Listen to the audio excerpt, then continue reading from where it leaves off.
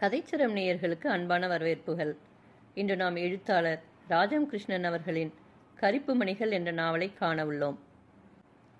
ஒரு நாவலுக்கான பொருளை முன்னரே திட்டமிட்டு சம்பந்தப்பட்ட இடங்களில் பிரயாணம் செய்து மக்களின் வாழ்வை கண்டறிய அங்கேயே தங்கி அதை பற்றி நன்கு அறிந்த பின்னரே நாவலை எழுதுவார். இதுவே அவரின் தனிப்பட்ட சிறப்பாகும். இந்நாவலில் பெரும்பாலும் இவர் வட்டார மொழியையே பயன்படுத்தியுள்ளார். தூத்துக்குடியை சார்ந்த உப்பள பகுதிகளில் வேலை செய்யும் தொழிலாளர்களின் வாழ்க்கையில் நிகழும் நிகழ்வுகளே இந்நாவல் புரட்டாசி மாதங்களிலே உப்பளத்தில் பொசுக்கும் வெம்மையில், எரிக்கும் கதிரவனின் வெம்மையில், காலையிலிருந்து மாலை வரை கந்தலும் கண்பிழையுமாக உப்பு பெட்டி சுமந்து அம்பாரம் குவிக்கும் சிறுவர் சிறுமியர், ஆண்கள் பெண்கள் பற்றிய கதையை ஒட்டியே இந்நாவல் செல்கிறது. 1980 இலக்கிய சிந்தனையின் பரிசை இந்நாவல் பெற்றுள்ளது. இந்நாவலில் பெரும்பாலும் தூத்துக்குடி கன்னியாகுமரி பேச்சு வழக்கையே இதில் கையாளப்பட்டுள்ளது.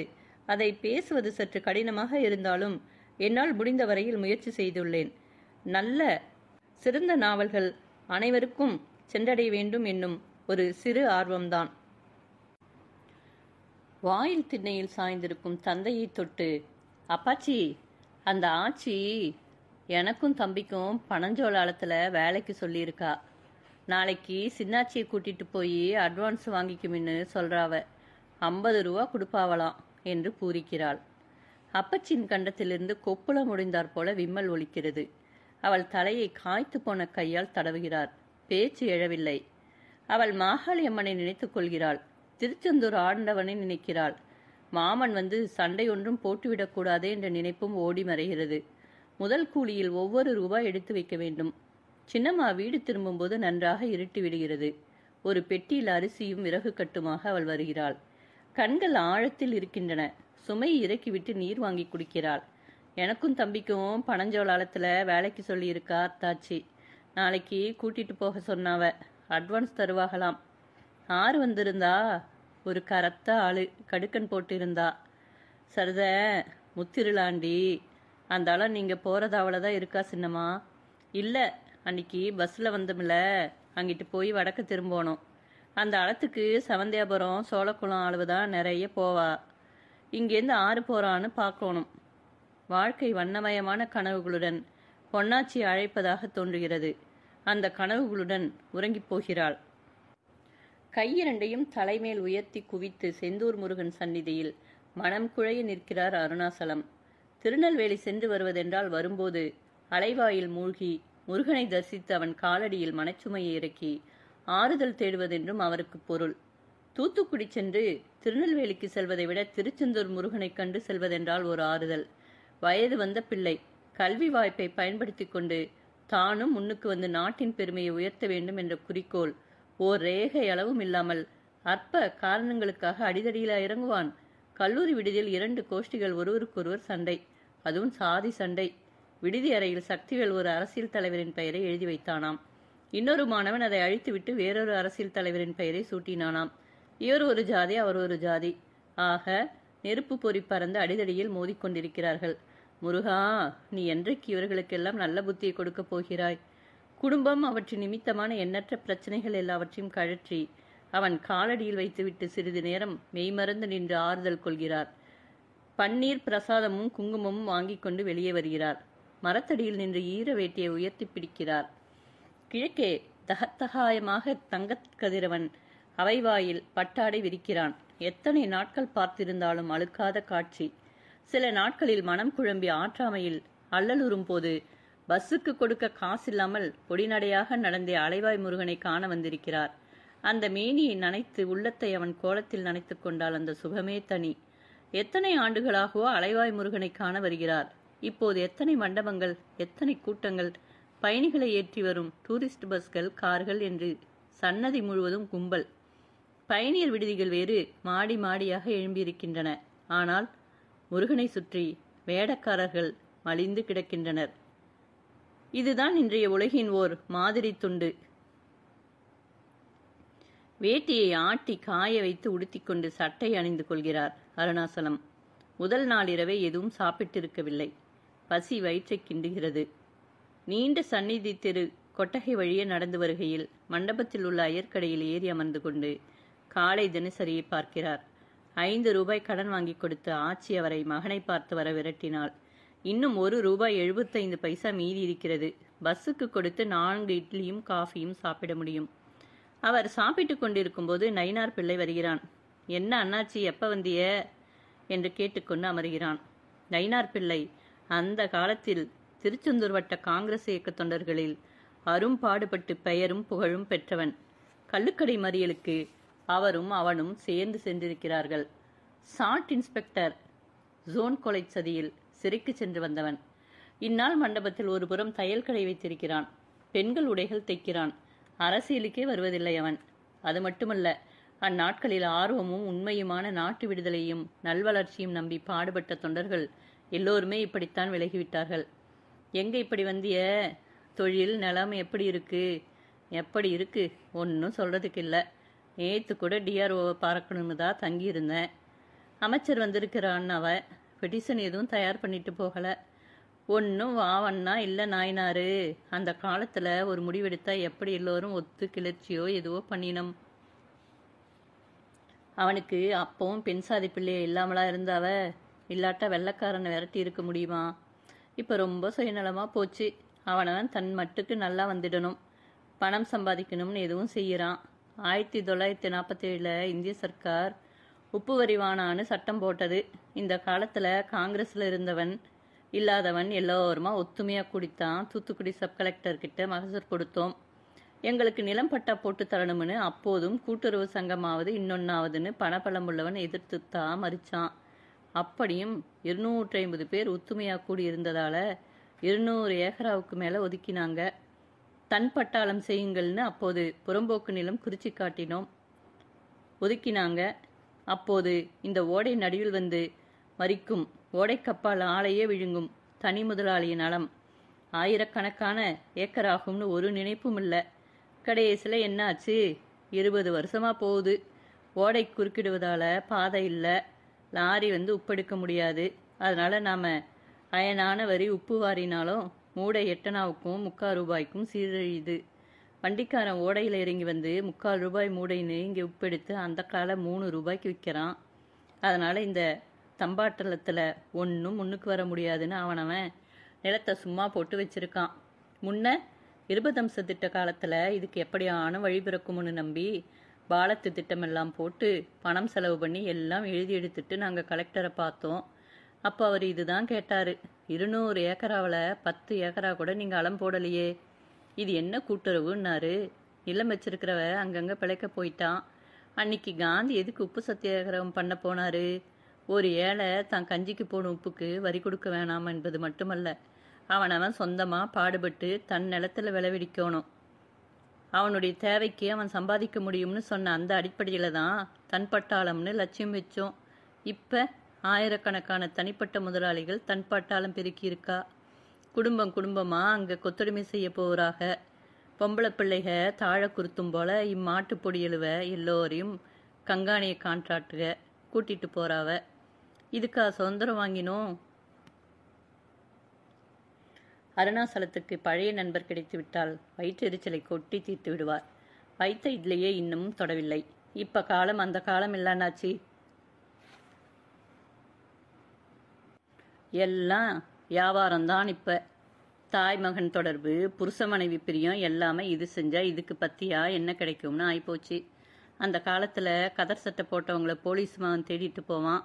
அவனுடைய தாயார் தலைமறைவுக்காரங்களை தானே ஒளிச்சு வச்சு சாப்பாடு போடுவா. இப்ப நினைச்சு பார்க்க முடியுமா? அது வேற காலம், இது வேற. அதை சொன்னா கூட இப்ப யாருக்கும் புரியாது. நயினார் பிள்ளை சொல்வது உண்மைதான் என்று அவருக்கு தோன்றுகிறது. அவருக்கு 2 பெண்கள் தான். படிக்க போட்டு ஒருத்தி டீச்சராக இருந்தாள். 2 பேரையும் கட்டி கொடுத்து விட்டார். பெண் குழந்தைகள் தேவலை என்று தோன்றுகிறது. எக்ஸ்பிரஸ் பஸ்ஸுக்கு திருச்செந்தூரிலிருந்து 20 நிமிடம் கூட பிடிக்கவில்லை. ஊர் வந்து விட்டது. மாதா கோயிலின் முன் கொண்டு வந்து இறக்கிவிட்டான். வள்ளி பள்ளிக்கூடத்துக்கு வந்து கொண்டிருக்கிறாள். ஆண் பையன் படிப்பதை காட்டிலும் ஊர் திரிவதில்தான் குறிப்பாக இருக்கிறான். குமரனை காணோம். ஏட்டி, குமரன் பள்ளிக்கூடம் வரால? அவன் அம்மாளிடம் துட்டு வேணும்னு அழுது பரண்டிட்டு இருக்கா என்று செய்தி தெரிவிக்கிறாள். அன்றாடம் 5 பைசா வைத்தாலே பள்ளிக்கூடம் போவேன் என்று அடம் பிடிக்கிறான். பள்ளிக்கூடம் செல்வதற்காக ஊக்கக்காசாக ஆச்சி கொடுத்து பழக்கி அது இல்லாமல் போக மாட்டேன் என்று விழுந்து புரளுகிறான். வீட்டு வாசலில் மனைவி குந்தியிருந்து ஈர் உருவி கொண்டிருக்கிறாள். அவரை கண்டதுமே எழுந்து, வேலுவை கூட்டி வரல என்று கேட்டுக்கொண்டு உள்ளே பின்தொடர்கிறாள். அவர் பதில் ஏதும் கூறாமல் சட்டை எடுத்து ஆணியில் மாட்டுகிறார். ஞானம் படுத்தபடியே எதற்கோ கோபித்துக் கொண்டிருக்கிறான். பையனுக்கு ஒன்னில்லையே, கல்லு குண்டாட்டம் இருக்கா, அவனுக்கு என்ன கொழுப்பு தான் அதிகமாக இருக்கு. எனக்கு இவன் படிச்சு உருப்படுவான்னு தோணல. நீர் ஏன் எரிஞ்சு விழுறீம்? போலீஸு சவக எதுக்காக நாம் பெத்த பிள்ளைய போட்டு அடிக்கணும்? அவனுவ கொட்டடியில் அடிபடவா நாம பெத்து விட்டு இருக்கோம்? மூடுவோம் ஊத்தவாய. போலீஸுக்காரன்னு ஏன் சொல்லுற? திமிரெடுத்து போய் இவனுவ திரியறானுவ. படிக்க போனவன் படிப்புல கவனம் செலுத்தணும். ரூமுக்கு பேர் வைக்கிறானாம். மான கேடு. சரி, இப்ப என் கோவத்தை நீ கிளப்பாத. சடையன் வந்தானா? பொன்னாச்சி எங்க? பச்சைய இளந்தண்ணி குத்தி வைக்க சொன்னேன். எங்க வாரா போயிருக்கானா? தங்கப்பாடி வண்டி கொண்டாந்தாலும் கொண்டாருவான். எல்லாம் குத்தி கிடக்கு. வண்டியும் மோட்டாரும் வந்து உப்பை வாரிட்டு போக போறா. ஏன் கடந்து கணக்கானரையும் என்று நொடித்து விட்ட ஆச்சி உள்ளே செல்கிறாள். திடீரென்று நினைவுக்கு வந்தவராக அவர் கத்துகிறார். அந்த குமரம்பையில 2 உத கொடுத்து பள்ளிக்கூடத்துக்கு அனுப்பக்கூடாது. இந்த பையன் ஏன் இன்னும் எந்திரிக்காம படுத்திருக்கான்? லே, எந்திரிச்சு காலமா பல்விலைக்கு சாமி கும்பிடும்னு உனக்கு எத்தனை தடவை சொல்லியிருக்கேன். எந்திரில. அப்பா, பொன்னாச்சியும் பச்சையும் ஊருக்கு போயிட்டாவ என்று ஞானம் ஆர்வத்துடன் எழுந்து அறிவிக்கிறான் பதிலுக்கு. அவர் விழித்து பார்க்கிறார். என்னல உளர்ற? நெசமாலும் அவை வந்து அழைச்சிட்டு போயிட்டா தூத்துக்குடிக்கு. அவருக்கு எதுவும் புரியவில்லை. என்ன சொல்றா இவ? சிதம்பர வடிவு அவரை நிமிர்ந்து பார்க்காமலே சுலகில் எதையோ எடுத்து கொழிக்கிறாள். அவர் வந்து பின்புறமாக அவள் முடியை பற்றுகிறார். பிள்ளைகளை எங்க அனுப்பிச்ச? ஐயோ, முடிய விடும் என்று அவள் கூந்தலை பற்றி கொள்கிறாள். போறோம்னு சொல்லுறவளை நான் பிடிச்சா வச்சுக்க முடியும்? அவள் சின்னாச்சியாமே, அந்த சக்காலத்தி வந்தா. வந்து கொமஞ்சா, மாமா ஊர்ல இல்ல, பிறவு என்னை வந்து ஏசுவான்னு சொன்னா அவ கேட்கா இல்லை. நீர் என்ன போட்டு காய்ச்சுதீம் என்று முன்றானை முகத்தில் தேய்த்து கொண்டு மூக்கை சிந்துகிறாள். அவ சின்னச்சிக்கிட்ட என்ன சொன்னா தெரியுமா? சோறுண்டு 2 நாளாச்சு. நான் அப்படி பாவியா? 2 நாளா முக்கா தொட்டு கிடையாது. இவ போவேன்னு குதிக்கா. கோயில்காரர் வீட்டேருந்து 3 ரூபா அவளே வாங்கிட்டு வந்து போயிட்டா, தம்பியும் கூட்டிட்டு. நான் பட்டினி கிடக்கேன், என் பிள்ளைய பட்டினி கிடக்கு. வாராத விருந்துக்கு இருந்த அரிசியை வடித்து போட்ட, கடையில் கடன் சொல்லி அவள் தான் காப்பித்தூளும் கருப்பட்டியும் வாக்கியாந்தா. அவருக்கு இதில் ஏதோ சூது இருக்கிறது என்று புலனாகிறது. இத்தனை நாளாக இல்லாத சின்னாத்தா உறவு எப்படி முளைச்சிருக்குதுன்னு உனக்கு அறிவுவானா? அளத்தில் பாத்தி மிதி கால் கேட்டிருப்பா. அந்த காலத்தில் தேயிலை தோட்டத்தில் மலங்காட்டில் சாவறதுக்கு எப்படி ஆள் பிடிப்பாளாம் தெரியுமா? தேனும் பாலும் வழியும் காக்காயை ஓட்டத்தான் ஆளும்பானாம் என்று அவர் இறைகிறார். நான் என்ன கண்ட? நீர் எங்கிட்ட சலம்பாதையும் என்று கூறி அவள் கூந்தலை அள்ளி செருகிக் கொண்டு களத்தில் கொழித்த அரிசி குருணையுடன் அடுப்படைக்கு செல்கிறாள். தூத்துக்குடிக்கு செல்ல வேண்டுமானால் கையில் பணமில்லை. அன்று காலையில் தொழிதிறந்து பாத்திக்கு நீர் பாய்ச்சி இருந்தார். உப்பு குருணை சோறாக இறங்கியதும் இளந்தண்ணீர் பாய்ச்சும்படி பச்சையிடம் கூறி சென்றிருந்தார். உப்பு வாருவதற்கு இறங்கியிருக்கும். செந்தூர் முருகனை வாய்விட்டு கூழி அழைத்தவராக அவர் தலையில் துண்டை போட்டுக்கொண்டு நடக்கிறார். வெகு நாட்கள் அவர் திருமணமே செய்து கொள்ளவில்லை. தாயார் மருமகளை பார்க்காமலே போகிறேனே என்று கண்களை மூடினாள். சிதம்பர வடிவு உறவு பெண்தான். செவந்திக்கு கட்டி வைத்த மறு வருடத்திலேயே இவளை மகனுக்கு கட்டி வைத்தார் தந்தை. புருஷன் சரியில்லாமல் செவந்தி அண்ணன் வீட்டுக்கு வந்தாலும் சோற்றுக்கு பாரமாக இருக்கவில்லை. இட்லி கடை போட்டாள். பரவர் வீடுகள் எல்லாம் அவளுக்கு வாடிக்கை. பெட்டி முடைவாள், வளைகூட பின்னக்கற்றாள். சுறுசுறுப்பும் கருத்துமுடை அவள் கையில் எப்போதும் காசு இருக்கும். அட்டியலும் கைவளையலும் மகளுக்கென்று வைத்திருந்தாள். புருஷன் குடித்து விட்டு வந்து நகையை கேட்டான் என்றுதானே அவள் புருஷனையே வேண்டாம் என்று விலக்கி விட்டு வந்தாள். உழைப்பின் காரணமோ அவளுடைய போதாத காலமோ அவளுக்கு நீர்வியாதி வந்தது. 2 மாதம் படுக்கையில் கிடந்துவிட்டு கண்ணை மூடிவிட்டாள். தன் பட்டாளத்தில் முழுக்கஞ்சி கூட குடிக்க முடியவில்லை. கூட்டுறவு உப்பு தொழிலாளர் உற்பத்தி விற்பனை சங்கம் என்ற ஒன்றை உருவாக்கவே பங்குகள் சேர்க்க வேண்டியிருந்தது. இப்போதும் அவர் பேரில் 3/4 ஏக்கர், செவந்தி பேரிலும் அவள் மகன் பச்சை பேரிலும் என்று 3 பங்கு, 2.25 ஏக்கரில் அவர் உப்பு விளைவிக்கிறார். அவளுடைய நகைகள் எல்லாம் விற்றுவிட வேண்டியதாகிவிட்டது. சக்திவேலுக்கு அரசு உபகார சம்பளம் கிடைக்கிறதென்றாலும் அவன் செலவு அவர் கையை அதிகமாகவே கடிக்கிறது. தன் பட்டாளம் கூட்டுறவில் நல்வளர்ச்சி பெற்று பொருளாதார அளவில் அவர்கள் முன்னுக்கு வருவதை பற்றி அவர் இன்னும் கனவு காண்கிறார். பொன்னாச்சியை நல்ல பையனாக உழைப்பாளியாக குடிக்காத பிறன்மனை நோக்காத ஒரு மாப்பிள்ளைக்கு கட்டி இந்த அளத்தில் பாடுபடுவனாக வைத்துக்கொள்ள வேண்டும் என்று நினைத்திருந்தார். பெண்கள் 4 சுவர்களை தாண்டி பாத்திக்காட்டில் இன்னொருவன் அடிமையாக வேலைக்கு செல்வதானால் ஏற்படும் கேடுகளை அவர் நன்கே அறிந்தவர்.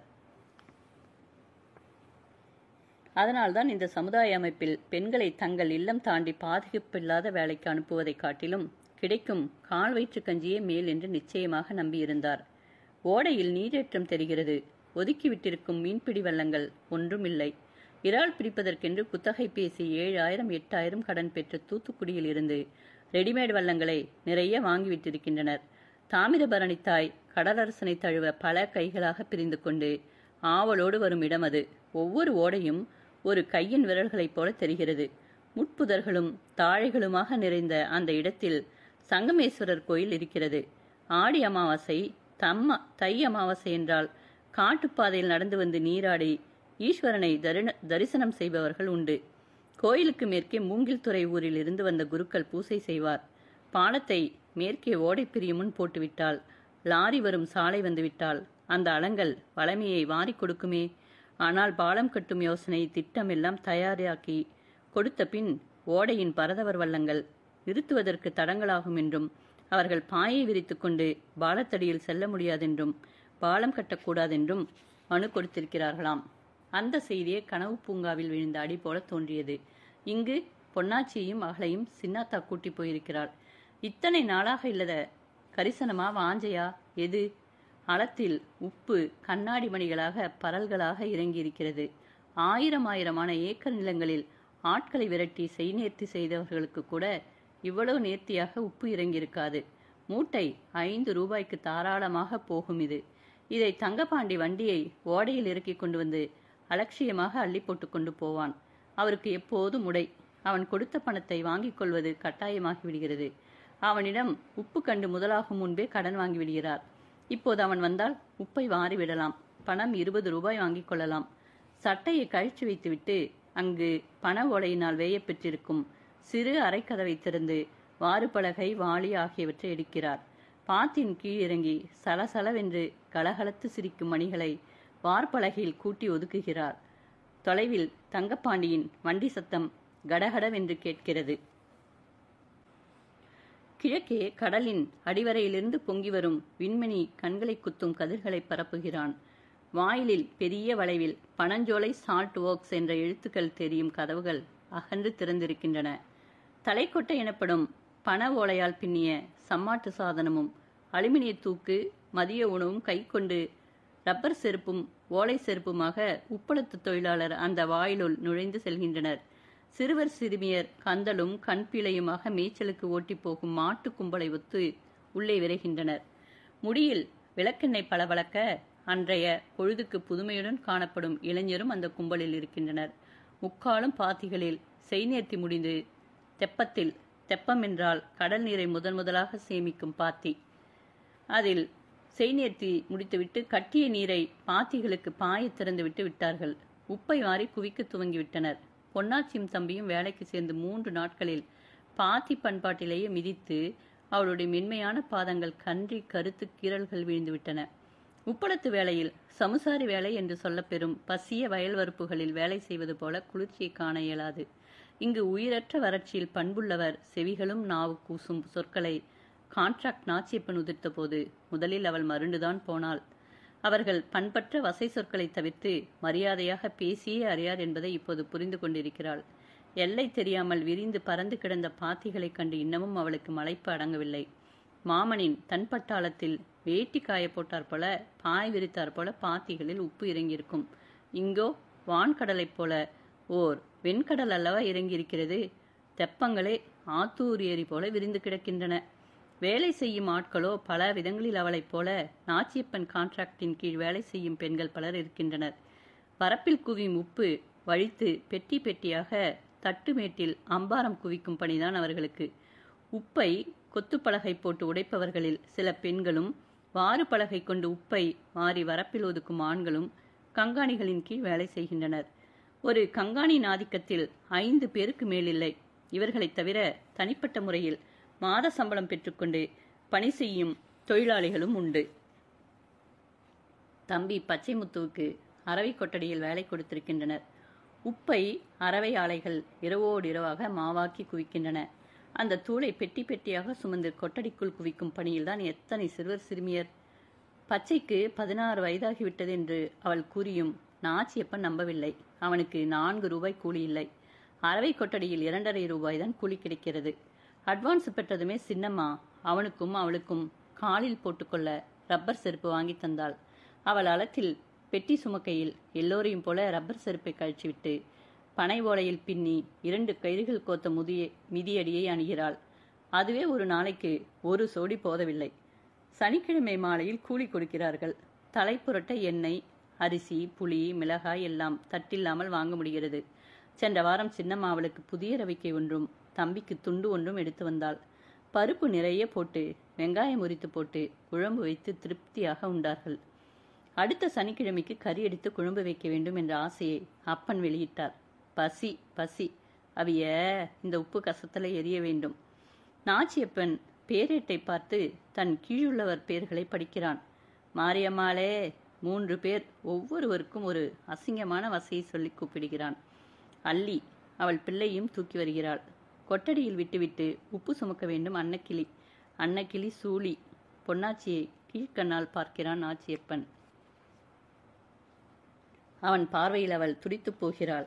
அங்கு வேலை செய்யும் பெண்களில் யாரும் பொன்னாச்சியைப் போல சூதறியாத பருவத்தினர் இல்லை. இந்த 1 மாச காலத்தில் அவன் அவளை பார்க்கும் பார்வை மட்டுமே ஆகாததாக இல்லை. போகும்போதும் வரும்போதும் கழுத்தில் தொடுவதும் கையை தீண்ட முயல்வதும் இன்னும் அருவருப்பான சைகைகள் செய்வதுமாக இருக்கிறான். பேரியாச்சி என்ற கிழவி ஒருத்தி கொத்து பலகை போடுவாள். புதுசா தளதளப்பா இருக்கா. ஏட்டி உன் பாடு சோக்குதான், சோழி கீழியெல்லாம் சும்மா போக்கு காட்டாதத்தா என்று கேலி செய்தாள். பொன்னாச்சிக்கு ஆரசமாக இருந்தது. ஆச்சி நீங்க பெரியவிய, பேசுற பேச்சா இது என்றால் கோபமாக. பேரேட்டில் பெயர் படிக்கும் போதே அவன் பொன்னாச்சி என்று கூட்டத்திலிருந்து பிரிக்க சூழ்ச்சி செய்து விடுகிறான். ஏவுள்ள நீ அவ்வளவு கூட உப்பளம் போகாண்டாம், இப்படி வா சொல்லுற. பொன்னாச்சி தன் விழிகள் நிலைக்க நகராமல் நிற்கிறாள். மற்றவர்கள் 87ஆம் நம்பர் பாத்தியில் குவிந்த உப்பை வாரிக்கொட்ட நடக்கின்றனர். மாசானம் கெட்டடியில் ஒரு புறமுள்ள கிடங்கரியில் சென்று பெட்டிகள், மண்வெட்டி முதலியவற்றை எடுத்து வருகிறான். அங்கிட்டு வாடி, விருந்து கொட்டடியை பெருக்கி துப்புரவு பண்ணு, சாமானம் இறுக்கி தேய்ச்சி கழுவு என்று அவள் கையை பற்றி இழுக்கிறான். அவள் கையை வெடுக்கென்று உதறிக்கொள்கிறாள். மற்றவர்கள் யாரும் காணாதது போல செல்கின்றனர். விருந்து கொட்டடி என்ற கட்டிடம் மிக தொலைவில் இருக்கிறது. அதன் வாயில் கார் வந்து நிற்க கண்டிருக்கிறாள். அங்கு முதலாளிமார் வருவார்கள். அதன் ஓர்புறம் அலுவலகமும் இருக்கிறது. அங்கிருந்துதான் கணக்கப்பிள்ளை சம்பளத்தை பெற்று வந்து கான்ட்ராக்டிடமோ கங்காணியிடமோ கொடுப்பார். பொன்னாச்சி விரிந்து கிடக்கும் அந்த பாத்திக்காட்டில் அவளை அவன் அழைத்துச் செல்வதை யாரேனும் நிமிர்ந்து பார்க்கிறார்களா என்று கவனித்துக்கொண்டே அச்சம் நடுங்க செல்கிறாள். ஆட்கள் ஒவ்வொருவராக இப்போதுதான் வருகிறார்கள். விருந்து கொட்டடி என்பது கொட்டடி இல்லை, அது பங்களா போலவே இருக்கிறது. கீழே நடக்க கூசும் பளிங்கு தரையில் அடி வைக்கவே மெத்தென்ற விரிப்பு, பூ போட்ட திரைகள், மெத்தென்ற உட்காரும் ஆசனங்கள். அவள் தயங்கியவளாக வெளிவாராந்தாவில் நிற்கிறாள். ஏட்டி நிற்கிற, இங்கன உள்ளவா, சாமானங்கிடக்கு, தேய்ச்சி கழுவு, இங்க பெருக்கி பதவிசா துடைச்சி வையி, முதலாளி வாராக என்று சொல்லிவிட்டு கட்டிடத்தை சுற்றி உள்ளே அழைத்து செல்கிறான். பின் தாழ்வாரத்தில் குழாயடியில் வெள்ளி போன்ற சாப்பாட்டடுக்கு, கூசா, தம்ளர்கள், தட்டு ஆகியவை கிடக்கின்றன. சோப்பு தூளை எடுத்து போடுகிறான். அவள் துலக்க அமருகிறாள். நெஞ்சில் கருக்கென்று மணலில் கத்தி தீட்டுவது போன்றதோர் அச்சம் குலைக்கிறது. இது வெறும் பாத்திரம் துலக்கல்ல, முருவா முருவா என்று உள்ளம் ஓலமிடுகிறது.